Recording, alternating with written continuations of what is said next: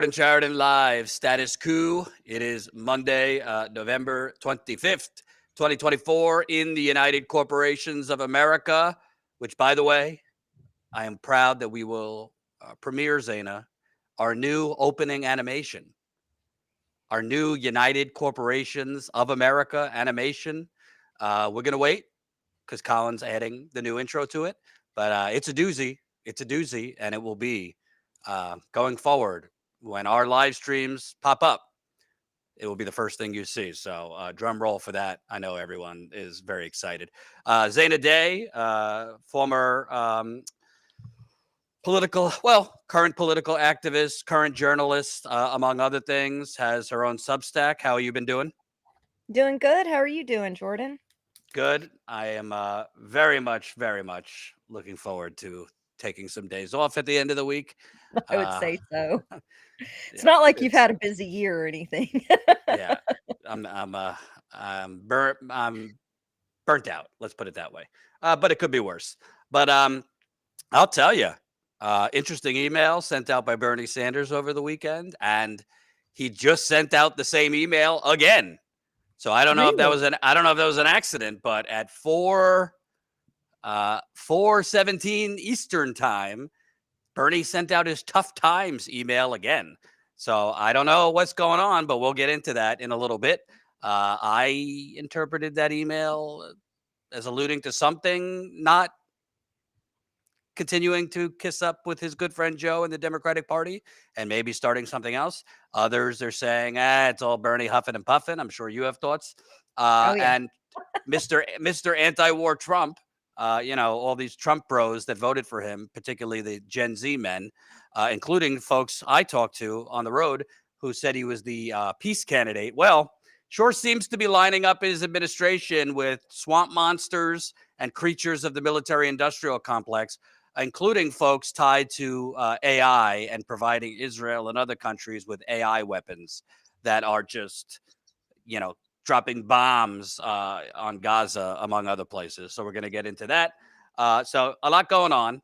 I'll let the audience build up. We'll get to Bernie second. So I want to start with Trump's.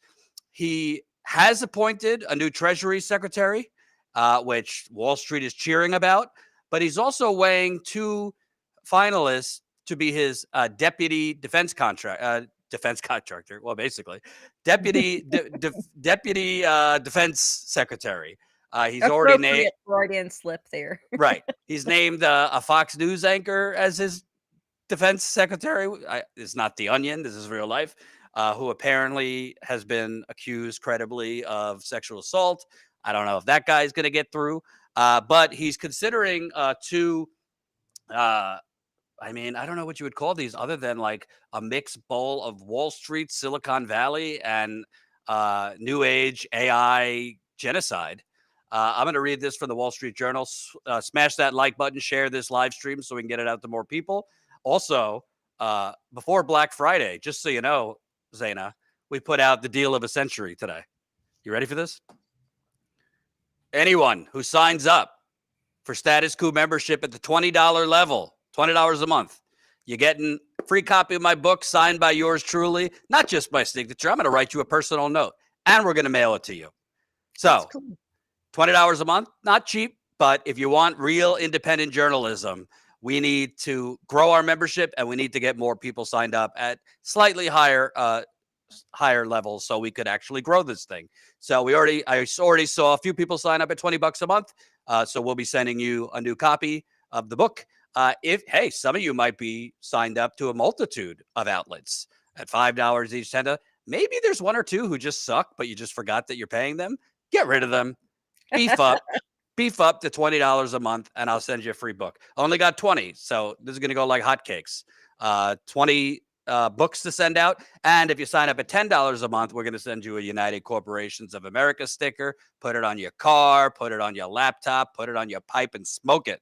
But that's a good deal too. So you could sign up. You could sign up brand new as a $10 member, or upgrade your membership if you're a $5 member. And the directions to do that are in the email. Okay, so let's read from the Wall Street Journal here. This is really making me nauseous before Thanksgiving.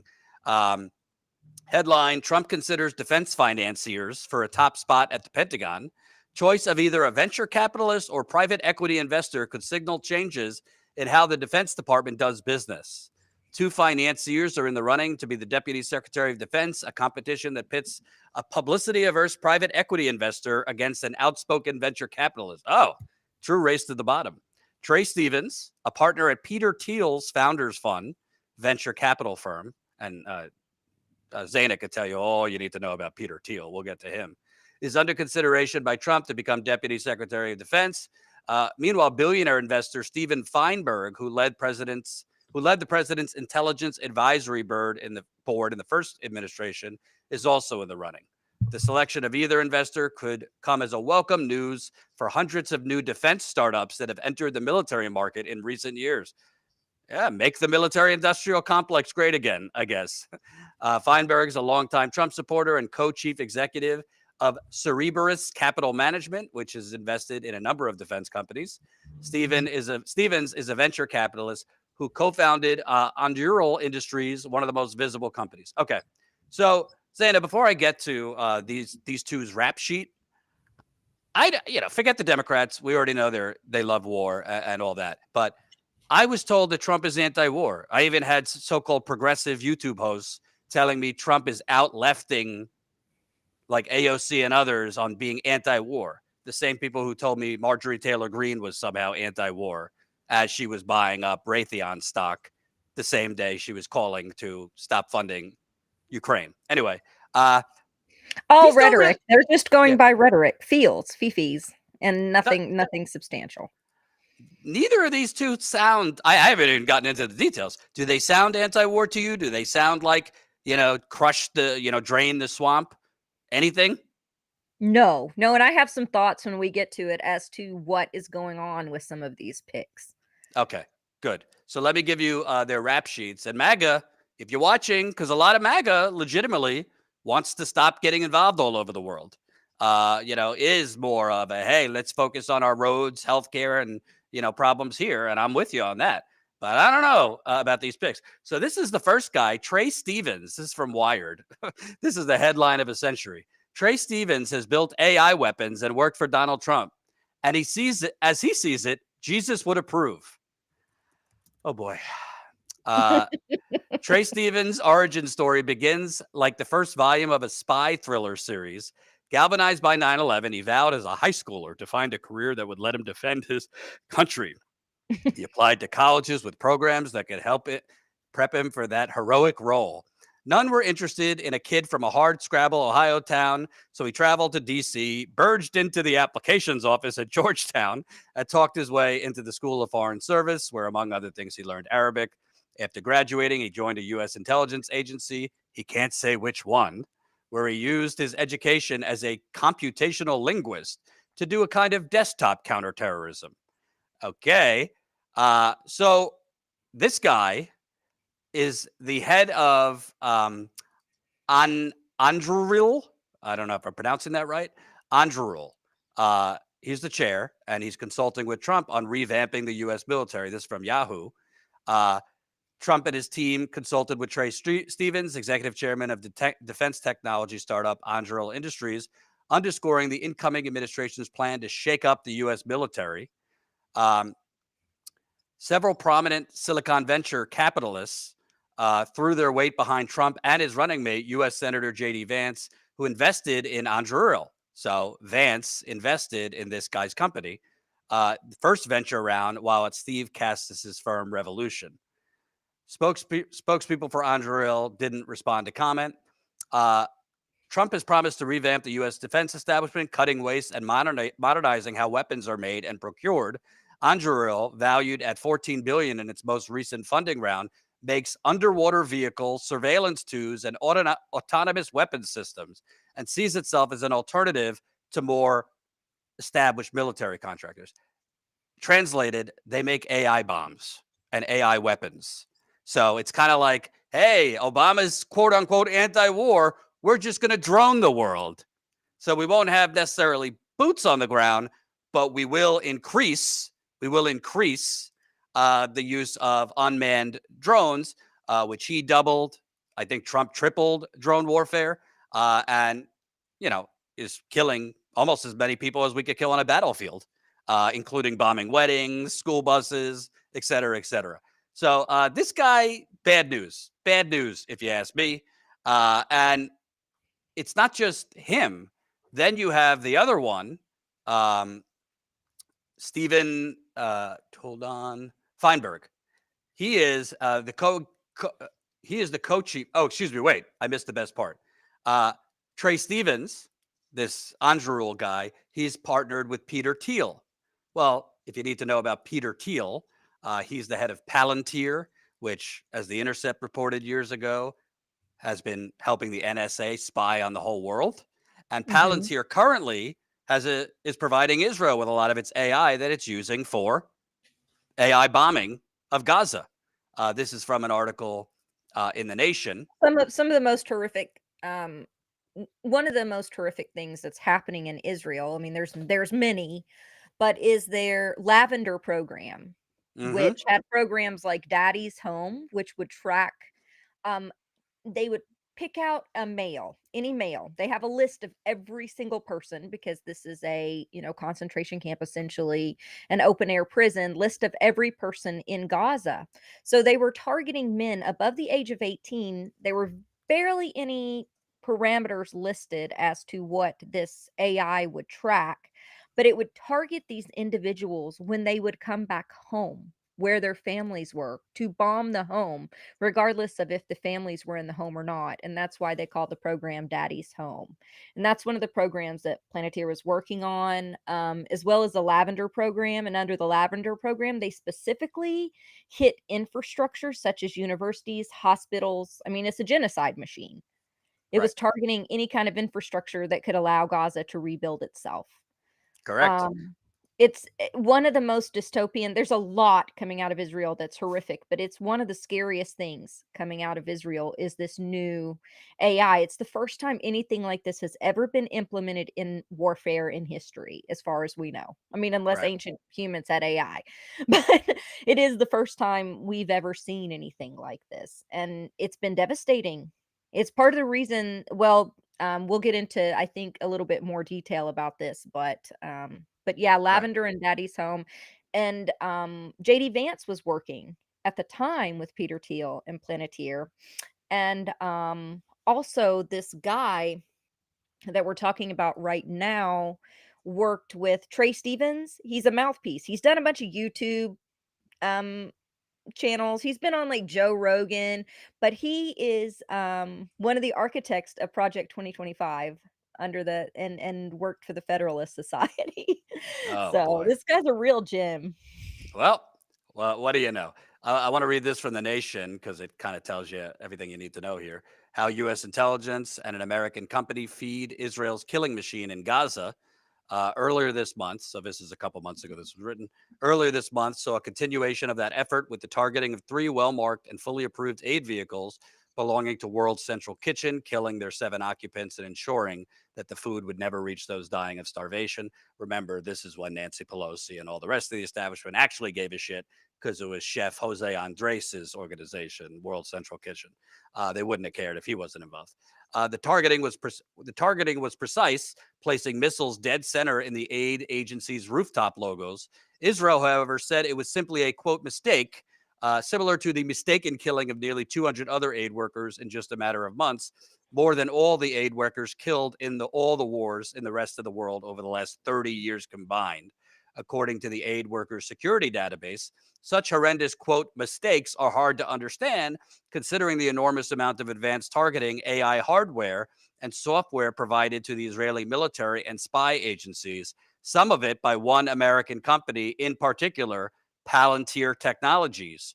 We stand with Israel, the Denver based company said in posts on X and LinkedIn. That's Peter Thiel's company. Now, to be fair to Trey, he's not with Palantir, but he is a co founder.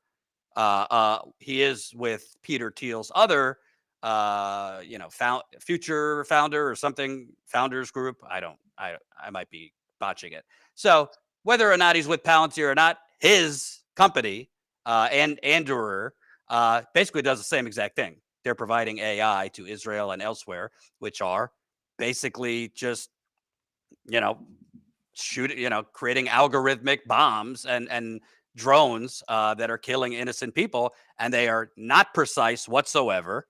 I mean, whether it was humans operating them or not, none of these things are that precise anyway. So And this not is only that, but targeting people's targeting for the fascistic surveillance of both Israelis and Palestinians, social media accounts and that hmm sort of thing, to conduct the mass arrest that they've been doing as well.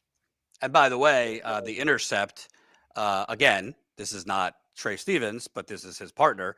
The Intercept I mean, let's be honest, is probably eventually going to go belly up.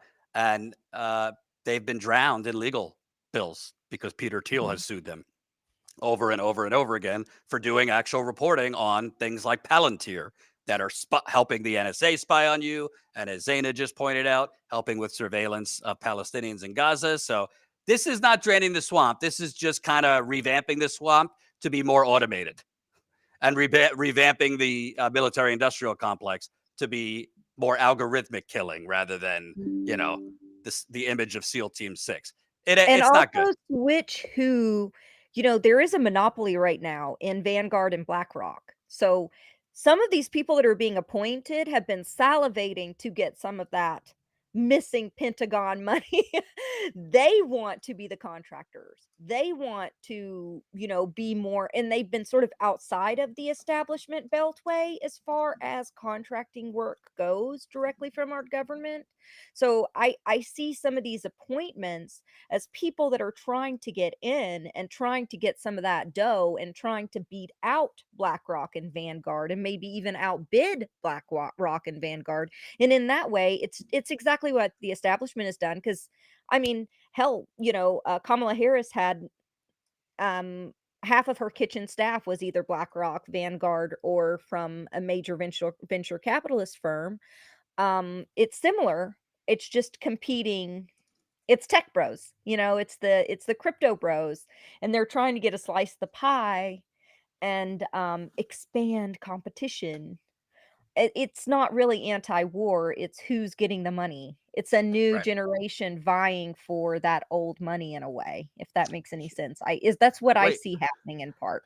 wait a minute. Can we call this a redistribution of wealth just among military swamp creatures? That's what it really seems like to me. Hmm. It feels a little bit like some of Elon's buddies, in the Yeah. starter world, because hmm he was one of the ones that was excited about JD Vance, for instance. And then, the DOGE Twitter page today, the new Just for department people that of don't know, that's the dog or whatever that Elon and Vivek. That's their unofficial official government efficiency board that doesn't have power, but actually, I don't really understand it. But anyway, go on. they pointed out today, accurately, several issues with budgeting and spending. For instance, the Twitter page pointed out that there was 1.5 billion missing that we've given to Ukraine. Untraceable. That's true. They pointed out that there was several hundred billion missing in Pentagon spending. That's accurate. The Pentagon has once again lost money, which they've always done over and over and over again for what, the last 25 years. They've just been missing this money and nothing's happened from it. Um, but I find that fascinating that they point that out on the same day that Trump announces all these, tech bro and crypto bro picks, that are just as sleazy and that would take a Pentagon contract in a heartbeat. And it has nothing to do with being anti-war or being, so they're like, money is going into the Pentagon. We don't know where it goes. We want to spend the same amount, but we want it to go to our friends. That's, Right. I mean, I could be wrong, but that's what it seems like to me is happening. And I want to read about the other one that's under contention for Deputy Secretary of Defense. And by the way, either of these two could become Secretary of Defense because the guy that Trump appointed is a Fox News anchor who I don't know the details, but was accused of sexual assault Ugh. in 2017. It seems like there's evidence that it's true From reports, Trump's people were pissed off because he left this out. He didn't tell them about it, and they're not actually doing like deep FBI background checks. So this kind of was a surprise to them. So I don't know if that guy's going to get confirmed, meaning perhaps one of these two could. But the other guy, Steven Feinberg, I want to read to you about the quote. This is from Neiman Lab. The shadow bank that, with the help of public pension funds, is aiding the destruction of local news. Cerberus Capital Management is entrenched in the military-industrial complex, and its company trained journalist assassins. Oh, that just sounds wonderful. It also made the takeover of Tribune Publishing. To the ancient Greeks, Cerberus was the hound of Hades, a multi-headed dog with a serpent's tail who kept souls from escaping the underworld. His eyes burned with fiery lava, and as he vomited bile. The canine's namesake, Cerberus Capital Management, is a private equity firm that, like Alden Global Capital, specializes in acquiring distressed businesses, and alongside Alden, it is now in the business of devouring newsrooms in the name of profit. Cerberus was Alden's financial backer for its recent takeover of Tribune Publishing, but the two secretive companies have a shared history that goes back to 2015. The firm, which is heavily supported by investments from public pension funds, served as Alden's shadow lender well before the Tribune deal. The largest of Cerberus's public retirement investments come from California and Pennsylvania. Cerberus founder and CEO Steven Feinberg, like his colleague, Alden co-founder Randall Smith, is extremely press-averse. Cerberus didn't respond to their request for comment. We try to hide religiously, Feinberg once told investors. If anyone at Cerberus has a picture in the paper and a picture of his apartment, we will do more than fire that person. We will kill him. The jail sentence will be worth it. Presumably, he was joking. Oh, let's hope. Feinberg co-founded Cerberus in 1992, headquartered one block up 3rd Avenue from Randall Smith's Manhattan office. It has grown to a $53 billion private equity powerhouse that allowed the much smaller Alden to easily take over Tribune Publishing. Cerberus is what's known as a shadow bank. Economist Paul McCulley coined the term in 2007, and it's come to mean a whole spectrum of largely unregulated finance companies that offer loans and credit outside the protections and oversight of the traditional banking system. A lot of these were blamed for the 2008 financial meltdown. Huh. Yeah, this is the mafia, man. Basically, Yeah. it's like modern mafia, but through unregulated shareholders, because of the disillusion of Glass-Steagall. Yeah. And by the way, they are up to their arms, this firm, in investments in defense contractors, basically. So pick your poison. You either have a religious nut on door number one. Apparently, that guy, Trey Stevens, is a Jesus nut, in addition to helping his company making AI bombs, or essentially kind of Gordon Gekko's, ugly stepbrother. But Capitalist these are the vultures. These are the vultures that come in and buy up they're called venture capitalists. I call them vulture capitalists because they'll come into, a business that could actually use my lighting's being weird. A business that could actually use help. And what they'll do is offer help at an extremely high interest rate and then scalp that business, shut them down. And that's why we have so much monopolization. And this is how small businesses get gutted. And yeah, it's really evil. You guys have probably, I'm sure you have, Jordan. There's characters in movies that are all about this type of venture capitalist, but they're vultures is what they are. They come and they clean up and then they sell businesses and they buy out and then they sell them later, or well, they just come in busting kneecaps after trying to offer a business that's struggling, to help them at these outrageous, 30, 40, 50% interest rates that are insane. well, what I find interesting about this, and again, these two could be the second, they could be deputies or defense secretary, but contrary to the spin, while Trump was president, he tried to engineer a coup of Venezuela to oust President Nicolas Maduro.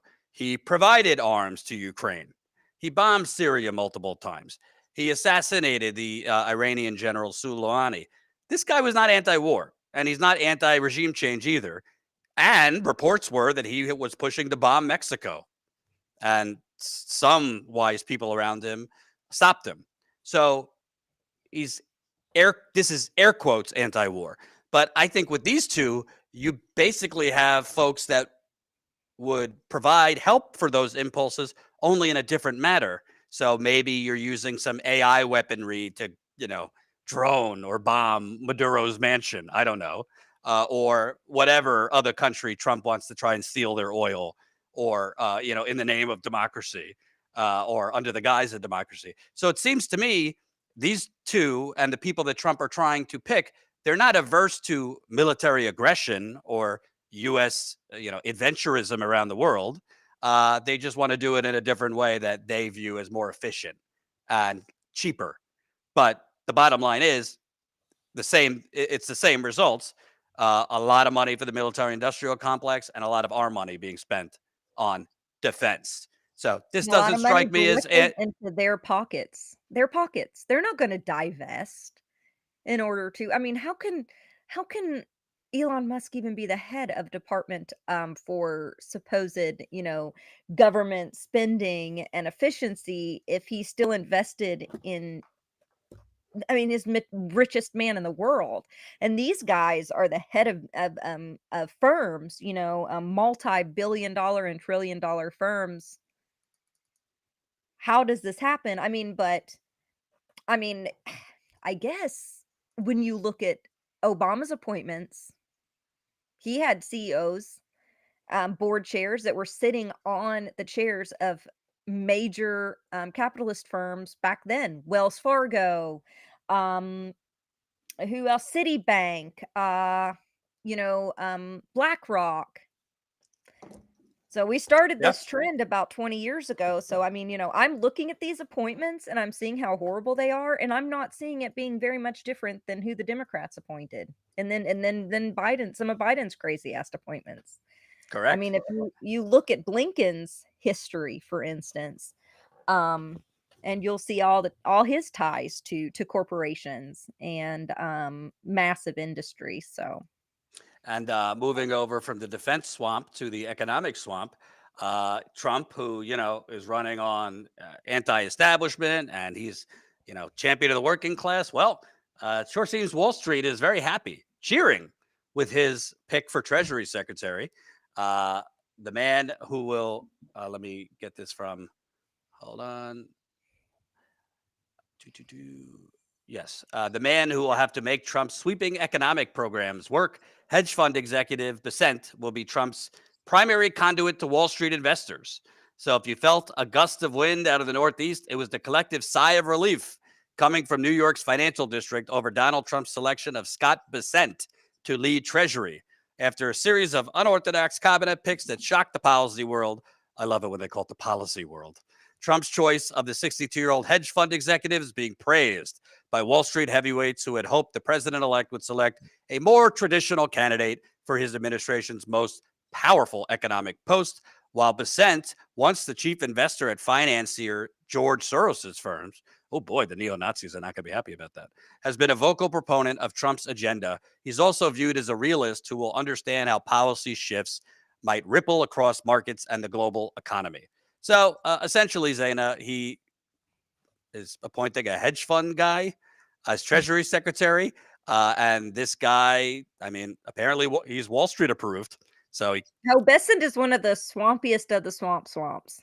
yeah, He's and he's classic establishment, and just like it said, the head of the George Soros, investment fund and a donations fund. This guy he is a Democratic Party, um, he used to be a Democratic Party, I didn't even know he switched to conservative because he's been a part of their establishment for so long. He was a regular on MSNBC, a regular contributor to CNN. He, was an advisor to Bill Clinton and Obama. This guy is about as DNC establishment as you can get. I don't know, it's that's very strange. It just shows you there's not much distance between the 2 parties, I guess. and let me read this from Axios what Trump's Treasury Secretary has planned for the economy. The centerpiece of Treasury nominee Scott Bessent's economic agenda is what he calls a 3-3-3 approach to policy. I guess it's better than Herman Cain's 999, whatever that was. Cutting the budget deficit to 3% of GDP. Oh, here we go with the deficit. Achieving 3% of annual growth and increasing domestic oil production by 3 million barrels per day. So drill, baby, drill. If achieved, these goals would result in a more sustainable fiscal picture paired with much faster growth that is projected under most mainstream forecasts, but they are in tension with other aspects of Trump's agenda.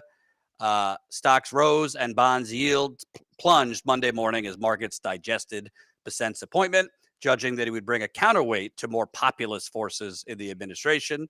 The first leg of Bessent's 3-3-3 strategy is music to the deficit hawks' ears. Deficits are currently on track to run in the 6 to 7% of GDP range. So, bottom line, this guy wants deregulation. He wants to drill, baby, drill, focus on debt and deficit.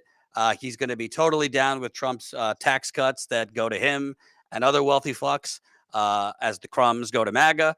But at the end of the day, I don't see it. Colin, if you have it, I don't see this changing the chart. I don't see this changing that red line that's been going up for 40 years as the grand bank robbery of our money continues.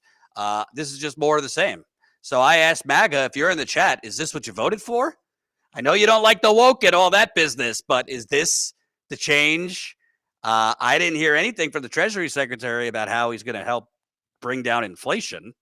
Wasn't that why a lot of people voted for Trump? Because they thought he would help. I never heard anything from Trump on how he was going to bring down inflation. Tariffs aren't going to do it. I mean, 20% across the board tariffs are just going to raise prices again. So I would love to hear from MAGA, other than the vibes and Trump's, WWE style rallies, how any of these people in defense, in Treasury, are anti-establishment or pro-worker. I'm not seeing it. No,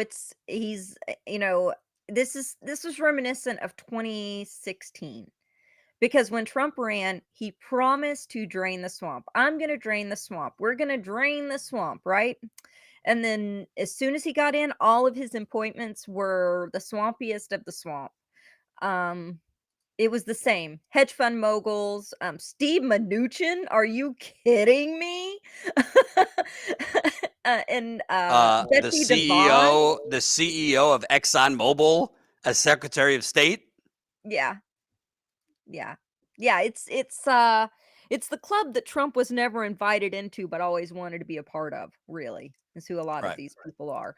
But when I look at somebody like Bessett, it's so interesting to me because I wonder in my mind if he was already going to be the pick for Kamala Harris. And since Trump is in, it was already known he was going to be the pick for this position. So regardless of who the president was, he was seated. It's I'm just possible. curious about that because he Very was possible. he's such a DNC establishment pick that it's Right. so interesting that Trump would go with someone completely outside of his circles, completely outside of the Republican circles, and go with this guy who I could see being the pick for Kamala Harris. It's very strange. Very strange indeed. But Well, hey, but donors make the decisions, don't they? And donors always hedge their bets on presidential elections. well, I believe this is one guy that Elon was pushing for extensively, and it seems like Elon is unofficially the vice president, the Secretary of State, and the Treasury now. So I don't know Great. how long that's going to last because Trump doesn't like to be upstaged by anyone. So I think that this honeymoon is going to be over pretty quick. But Elon was pushing for him apparently. So if that tells you anything, Interesting. yeah. So I want to move on now. And actually, before we move on to the next topic, we have a world premiere, Zaina, a world premiere. I said we gotta spruce up the production here. If I say we live in the United Corporations of America, I can't just say it. We have to show it. So by popular demand, also known as no one asked for this but me, let's play the new intro to Status Coup that we will be airing at the beginning of all live streams, meaning you have to show up on time to see it. Here we go. There is no red, white, or blue in this country. The only color that matters is green. Because we live in the United Corporations of America.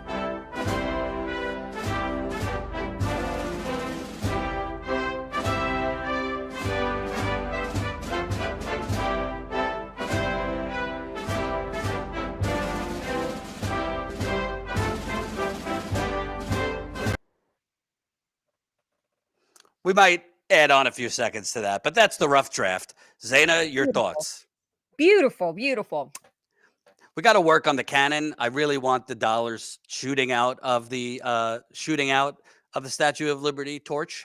I've asked Colin for 3 revisions. That poor guy, but I like it. Would love to see what the audience thinks if you have any suggestions for improvement. But I want to start. I want to start that out. And hey, if we one day could expand, we might have to do even animated cartoons and animated sketches of things like that. So very excited. But speaking of the United Corporations of America, Zaina, I was literally, I'll be honest, sitting on the toilet over the weekend when I got an email from Bernie Sanders.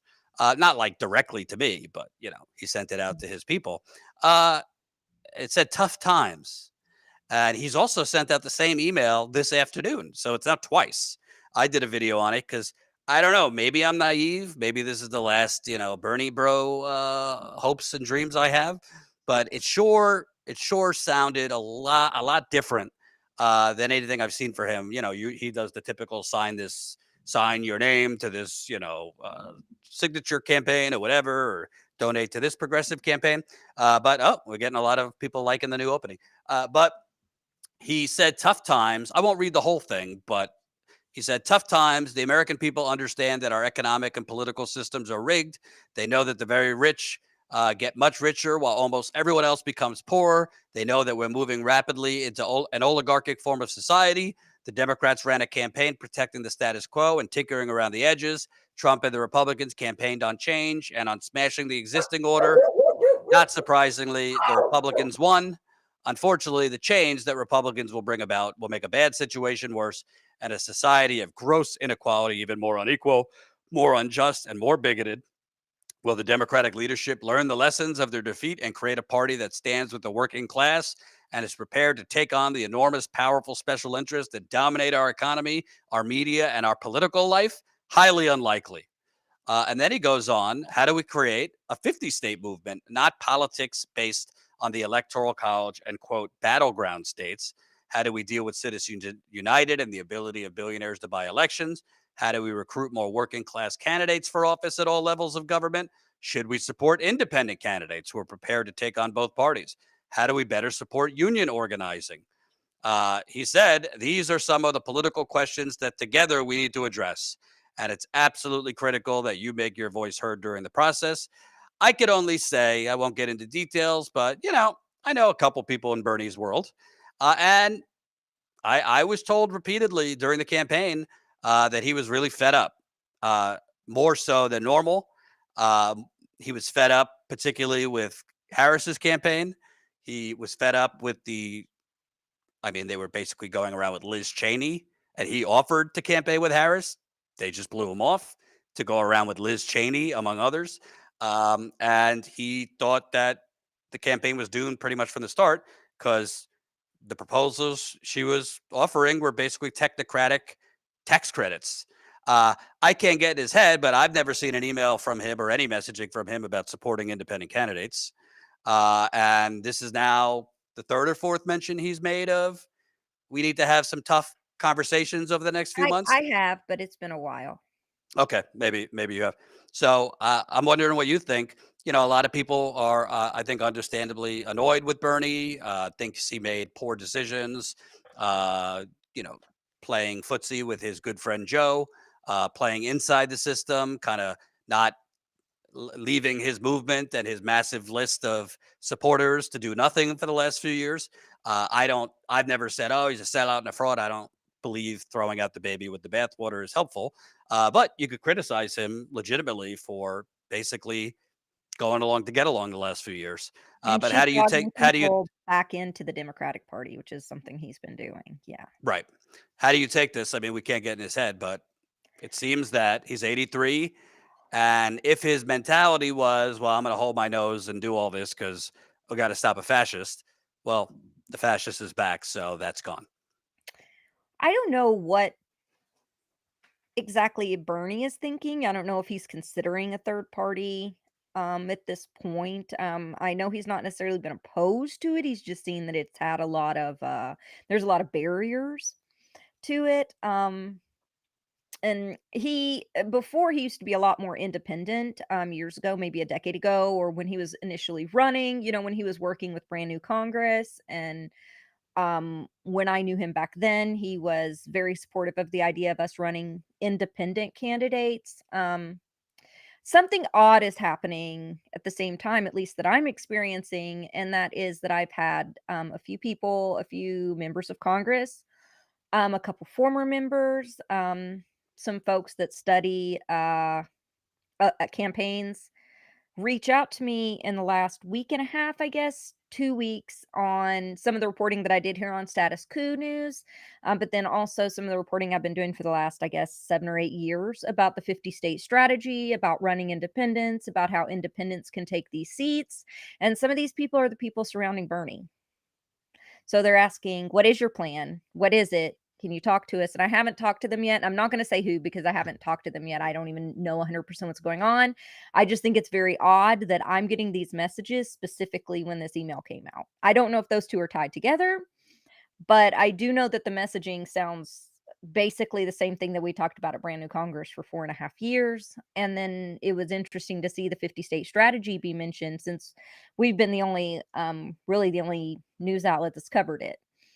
And the folks that have reached out to me said, we saw the reporting on Status Coup News, all these uncontested seats. A lot of people were unaware within the Democratic Party, which I'm not a Democrat, but that's what I'm hearing from strategists and from, former members of Congress and current members is that that was not known. Hmm. So I guess that there's talk now, maybe even within the party or outside the party. I don't have the full gist yet. But I do know that with all these messages and considering this was my life's work, it's interesting that people are just now reaching out to me about, okay, well, what do you do then? How would we do this if we did this plan of running independents in all these seats if the Democratic Party won't? And some of these people are from within the Democratic Party that are maybe looking to work around it. I have no idea yet. But Mhm. I don't know if that isn't along the lines because this all came out the same time that this email came out. So there may be a groundswell within the progressive movement itself to um to take the steer by the horns because it's not something that's been happening. It's something that's a major problem. All these red states, as we had covered here on this show, 80% of seats were uncontested in Michigan, 80% of seats uncontested in Michigan. 70% of seats uncontested in Georgia after Stacey Abrams was kind of bought out by the establishment and abandoned her goals of reforming the party there and expanding the Democratic Party. She was pulled away from that by the Democratic Party because they were actually catching steam. And I know that you've talked about, was it Nevada or Arizona that had the progressive state house that the party? Nevada. Nevada, that's right, came in and defanged. The same thing happened to Virginia. The same thing happened in Arizona. So I think there may be a groundswell among progressives to look at something. I don't know if it's a third party or maybe it's a resurgence of something similar to potentially Justice Democrats, but more at the state house level to help build up an infrastructure of state parties again, similar to maybe what Howard Dean did back in the day. Right. Um, and so it's interesting. You brought me on. I didn't mention this before I came on because I saw last minute. Oh, we're going to talk about Bernie's, but I have received a lot of people asking me all of a sudden out of blue, people I haven't talked to in years, or even folks I don't know, asking how does this plan work? What is it Meaning, how does it work if we wanted to set up campaigns for independence? for independence in these uncontested seats? Can you fill me in on the information about the uncontested seats and that sort of thing? So, assuming, let's just for argument's sake say all that's tied together, could it be that Bernie's not talking about a national level, but he's talking about what he said when he launched our revolution? We need to start from the grassroots local level.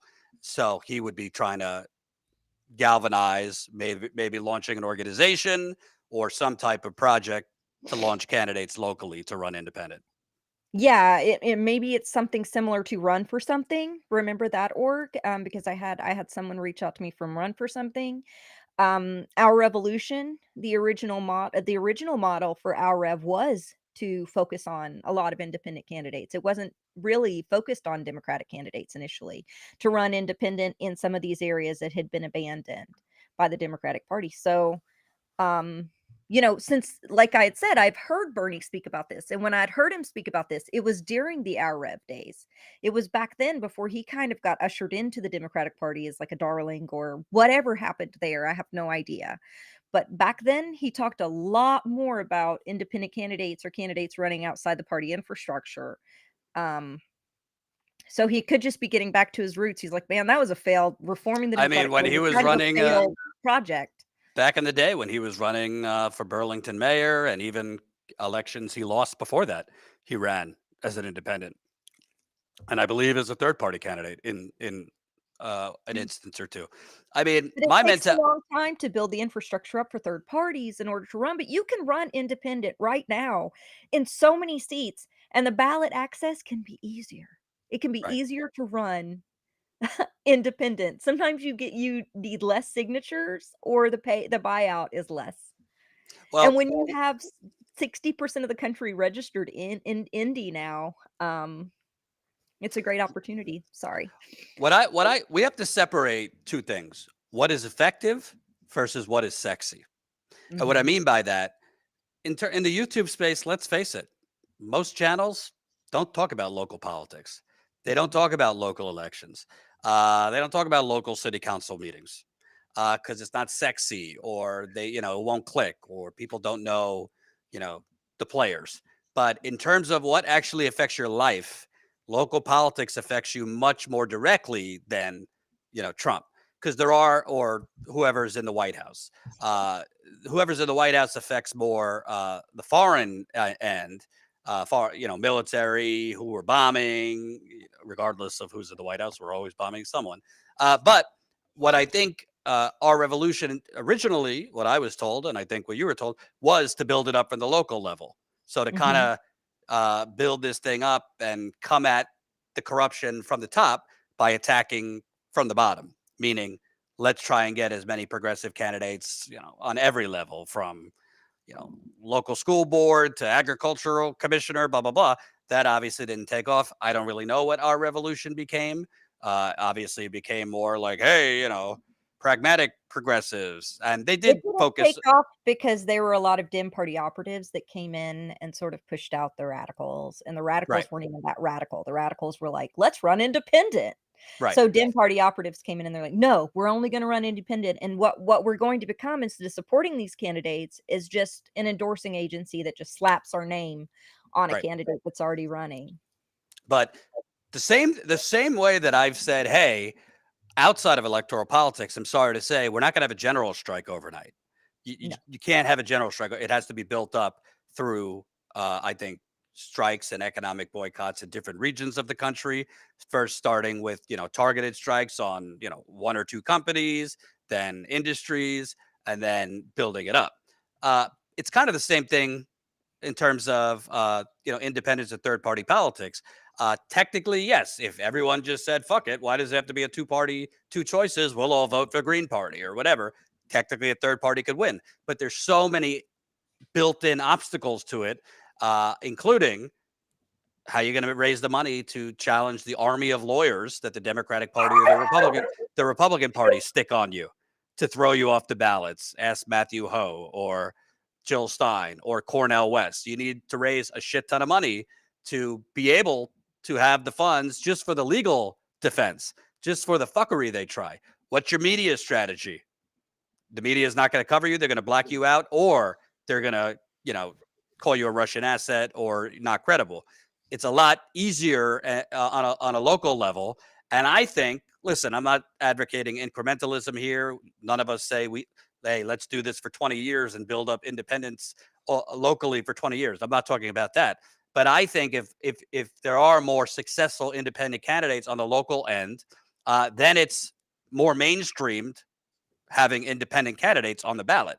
If more independents run, in places like Cleveland, Ohio, then it makes it a lot easier in a Democratic stronghold for like a Nina Turner to run as an independent. People were mad at her because she ran as a Democrat. But at that time in Cleveland, if you ran as an independent, you're going to lose by 40, 50 points. But Well, if you run in some of these other areas as an independent, and there's actually an infrastructure there to do it, which hopefully is what Bernie is talking about, who knows?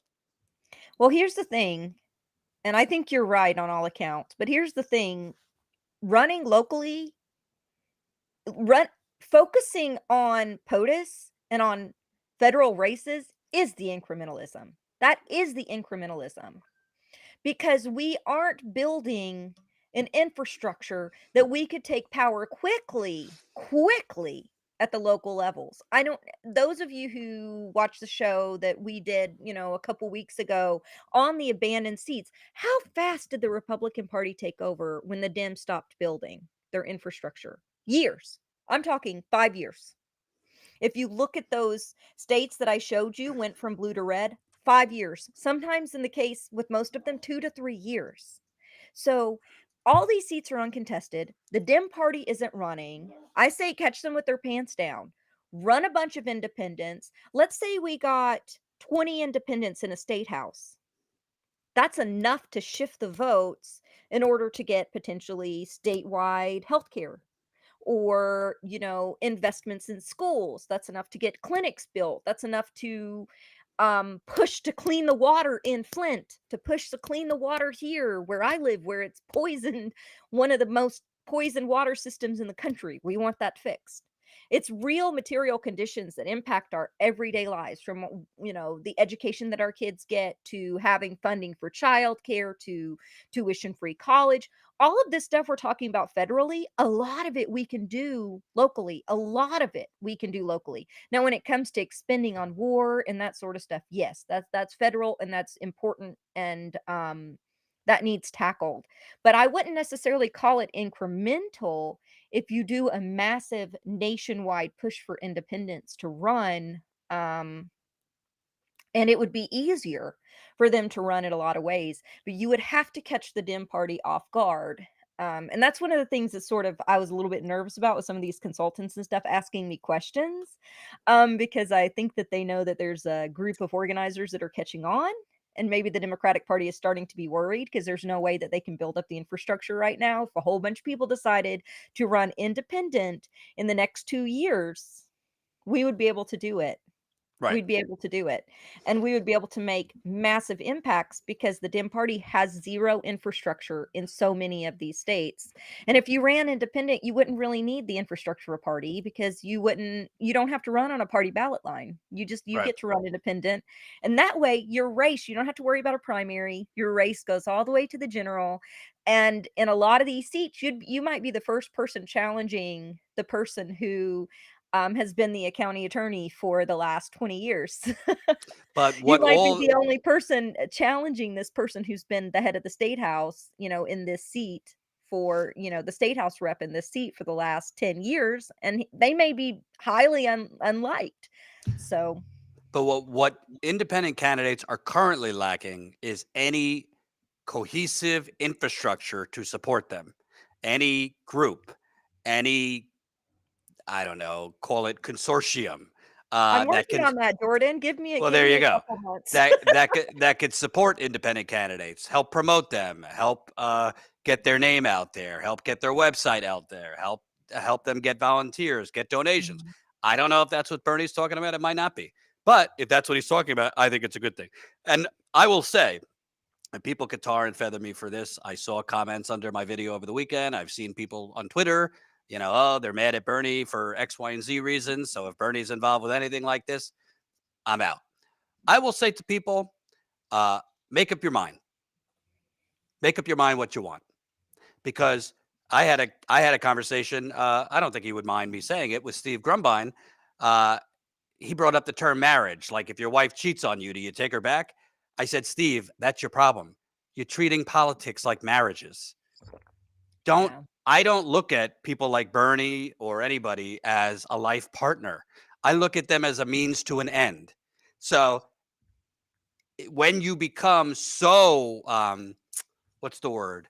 Almost like cult like, where if they let you down, you cancel them forever because they broke your heart. No, if you're saying you want a third party, or you're saying you want an opposite from an alternative from the two party duopoly, and Bernie, if he comes to your position, you're going to say, nah, fuck you, because you came to it too late, or I feel like you sold me out 4 years earlier. Make up your mind what you want. I'm not saying he would lead the thing. He's 83 years old. But if somebody with his kind of track record, and who still is very popular, one of the most popular senators in America, puts his name and pushes whatever, a group of independents, or a group to support independents, or an actual third party, you're going to say no because he let you down in the past, or you disagreed with his strategy in the past. I'm sorry, you do what you want. I just think that's short-sighted. I think that's kind of self-sabotaging yourself. You don't have to love Bernie. You don't have to send him a Christmas card. But if he comes to the position that you're saying you wanted, take yes for an answer. That's the problem with the left. We can't take yes for an answer. We only will move forward with something if everyone is in absolute purity. He's not your husband. He's not your wife, and he didn't cheat on you. He might have disappointed you, but at the end of the day, in the cesspool of politicians on both sides, he's one of the better ones. I don't know what I your thoughts are. agree. Yeah, no, I agree with you. As far as that goes, it's great when people take the correct position. That should be celebrated. Um, at the same time, I think that one of the biggest mistakes that ends up happening, just like it happened with our Rev, is that when these things start to be organized, the people that are brought on are people that don't know shit about how to do any of this. And they're the elite, and they're people from Harvard and Yale who've never done a damn day of organizing in their life, and they don't know what the hell they're doing. And, I'm one of those people that'll occasionally get an email from them or a text, and then I'll come on and talk to them 15 minutes, and they're like, I got it all figured out now. And then they'll go and do it. And it's still, I'm like, if they would bring on people that organized, and I'm not just talking about myself, I'm talking about people that's organized on the ground. Like if they went to thought leaders that have organized, for Flint, Michigan for the last, 10 years.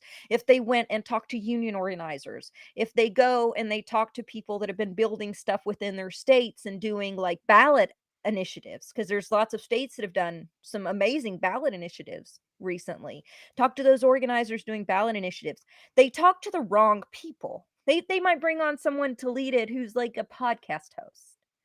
You know what I mean? And not someone who's an on the ground grassroots organizer, or someone who has done organizing, the calling, the fundraising, all those things that you have to do from behind the scenes to run a campaign. One of the problems is Bernie has done this with his own race. He did this with our revolution, brought on a lot of people that were like figureheads and stuff like that, but they didn't know what the hell they were doing because they've never organized really. So Yeah. if they're going to do something like this, I think that the most important thing is to go out and bring in the people from behind the scenes. Get them to be the ones that are leading this movement, the people that have done real grassroots organizing. Pull from unions, pull from ballot initiatives, pull from places like I said, like the folks organizing in Flint, the folks down at Cop City. Man, those people did some amazing work. Who are the organizers there? Who helped make this national news? Who helped get, 280,000 signatures in the state of Georgia in the Atlanta area? Who did that? Who organized that? Because that's amazing.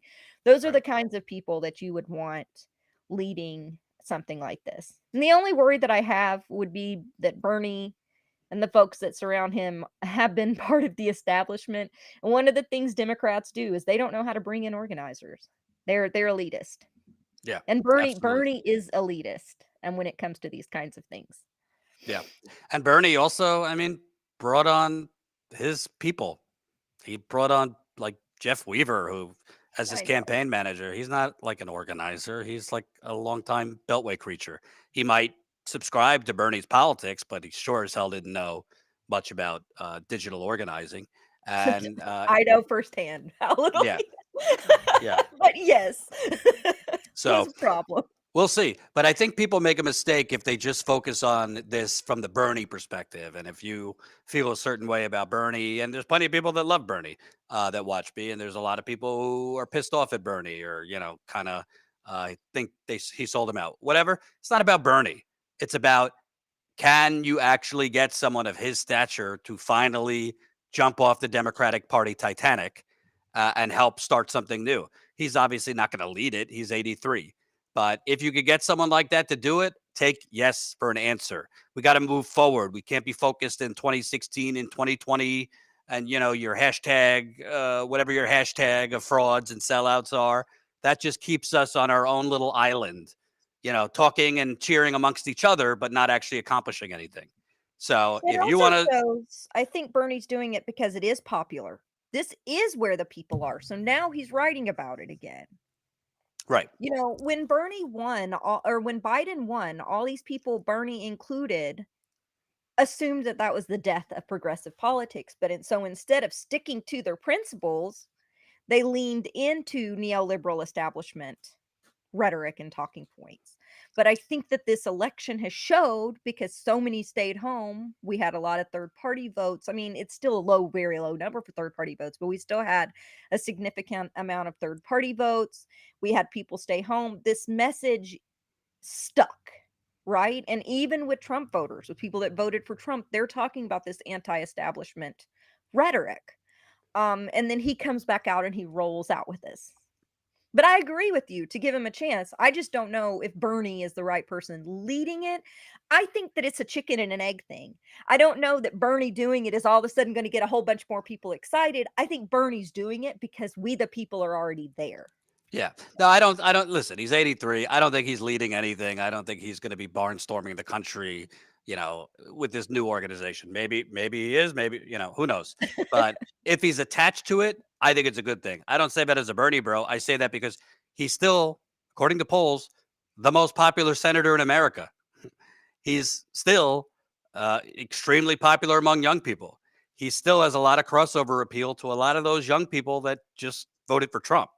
Mhm. So I think if you want to start a third party, or you at least want to grow the pool of people running independent and having a chance, attach popular people to those things. You don't have to love him if for whatever you think he sold you out or whatever.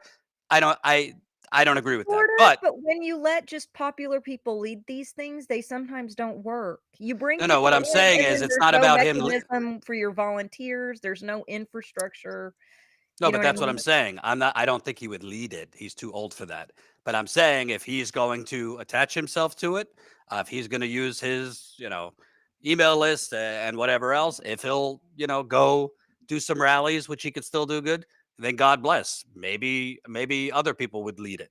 Hopefully it's not this Occupy Wall Street leaderless thing, because that doesn't work. But I don't think he's looking to lead something like this. I honestly think he's just, at this point, better late than never, maybe seeing the folly of, continuing to try and reform a Wall Street corrupt party. So we'll see. It could be a whole lot of nothing, could be a lot of huffing and puffing, and it amounts to nothing. But at the end of the day, you got to think psychologically. He's only got so much more time on this earth. Definitely so much time left as a politician. And there's nothing to lose at this point. I think he was deathly afraid of being Ralph Nadered and being blamed for Donald Trump winning. Well, Trump won 2 out of the 8 times. Bernie basically went along with the Democrats. So what you were afraid of happening already happened despite your best efforts. So maybe he's wising up. Zaina, where can the people find you? What are you working on? You can find me on Bullhorn Bulletin, on Substack. You can also find me at just Zainab Day on Twitter and Zainab Day on Blue Sky. Although I haven't really gotten into Blue Sky yet, I don't really know how to do it yet, but I'll figure it out. It doesn't take too long. But that those are the places. And then I do have a YouTube channel if you want to subscribe. Zainab Day. There's not much going on there yet, but there will be. I started it. Well, Jordan knows I started to get some stuff rolling and stories out, and then my mom got sick and she ended up passing away. So it's been a bit of an uphill battle getting things out, but life is getting sorted now. So, and I know you guys have heard this from me before, but I'm actually I'm actually going to be able to start doing work again now. So I'm excited about that. Good. Definitely subscribe to Bullhorn Bulletin. And by the way, reminder, if you missed this special Black Friday deal or early Black Friday deal, become a Status Coup member today. The first 20 people that sign up as Status Coup members at the $20 a month level. So yes, we need some heavy hitters here. We're trying to grow our membership. We're trying to grow our revenue so we can expand and hire more people. So if you sign up at $20 a month, you get a free copy of my book signed by yours truly with a personal note to you. So we've already had a couple people sign up today at the $20 a month. So we will be emailing you to find out your address and mailing you a copy of the book with my signature. So welcome new Status Coup member Steven signed up at $20. Jordan, not me, another Jordan, signed up at $20. And it looks like Jim just signed up at $20 a month, but hasn't paid yet, Jim. So don't forget the final stage of payment. And at $10 a month, if you sign up as a $10 member, we're going to send you the United Corporations of America sticker, which is pretty badass. So you can put it on your car. You could be putting it on your laptop if you have one. Put it on your pipe, your mug. Who cares? So excited for that. We'll have you back Support on. world journalism. I mean, Elon's talking about buying out MSNBC now. Isn't that sad? we need some competitive news networks out there, some people actually doing on the ground reporting. So Yes. And, honestly, um, I have seen it was not easy. It wasn't easy to publish this book in the first place. Not easy finding a publisher to want to talk about, tell a story on Flint. And it certainly is not easy to publish a book right before a presidential election. It has been a hell of a challenge to get this book out there. We've sold about 44,200 copies. So I'm proud. Obviously, I want to do more. Obviously, I want to do better than that, but pretty proud that we've sold that many. Also, a couple hundred have downloaded the audio. But if you know people in your life this holiday season, this isn't for my benefit. I'm not really making. Trust me, I'm not making much money on this book. But please spread the word about my book because this is not just a story about water. This is a good old-fashioned government cover-up and one of the worst you will ever read about. I have been told this by people who would truly tell me if it sucked, tell me it's one of the best books they've ever read.